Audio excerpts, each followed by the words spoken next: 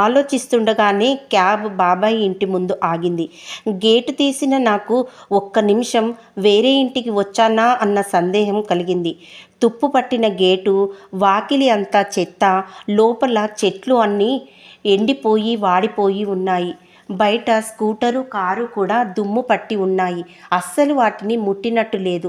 లోపలికి వెళ్ళి బెల్ కొట్టాను. ఎవరూ పలకలేదు.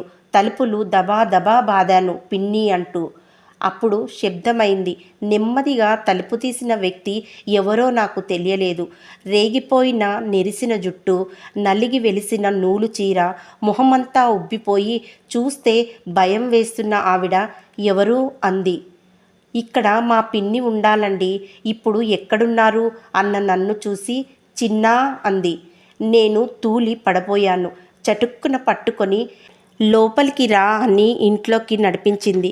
కుర్చీలో కూర్చున్న నేను పిన్ని వంక చూస్తే నాకంతా మసకగా ఉంది. కళ్ళు నులుముకుంటే కళ్ళ నీరు తగిలింది. నేనేమీ మాట్లాడలేదు. పిన్ని కంగారుగా మంచినీళ్ళు తెచ్చి ఇచ్చింది. తాగుదామనుకున్న కానీ ఒక్క బుక్క తాగేసరికి పొరపోయింది.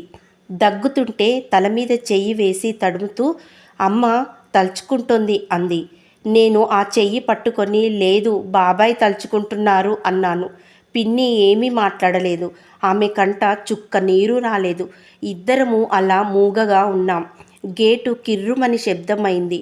మల్లమ్మ లోపలికి వచ్చింది. చాలా ఏళ్ల నుంచి వాళ్ళింట్లో చూస్తుండడంతో మల్లమ్మకి మేమంతా తెలుసు. చిన్నబాబు బాగున్నావా, ఎప్పుడు వచ్చావు నవ్వుతూ పలకరించింది. నేను సమాధానం చెప్పకుండా ఇల్లు ఇలా ఉంటే బాబాయ్ ఊరుకుంటారా మల్లమ్మ, ఇంత చెత్తగా పెట్టావేంటి, నువ్వు చీపురు తీసుకొని ఊడిస్తే నేను ఆ కవర్లన్నీ ఎత్తుతాను అంటూ వంటింట్లోకి వెళ్ళి చెత్త ఎత్తే కవర్ తెచ్చాను. 6 ఏళ్ళైనా వాళ్ళింట్లో ఏ వస్తువు ఎక్కడ ఉందో నాకు బాగా తెలుసు.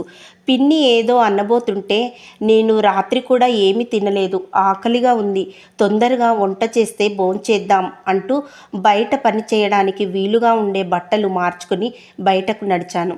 నేను మల్లమ్మ దాదాపు గంటసేపు కష్టపడితే సుమారు 10 బస్తాలకి సరిపడా ఎండు ఆకులు, కొమ్మలు వచ్చాయి. రేపు చెత్త తీసే ఆయనకి పైసలు ఇస్తే తీసుకుపోతాడులే చిన్నబాబు, లోపలికి పదండి, ఎండ బాగా వస్తుంది అంది ఎర్రపడ్డ నా మొహం చూసి. పని చేస్తున్నంతసేపు మల్లమ్మ కబుర్లు చెప్తూనే ఉంది. అన్నీ పిన్ని బాబాయ్ గురించే.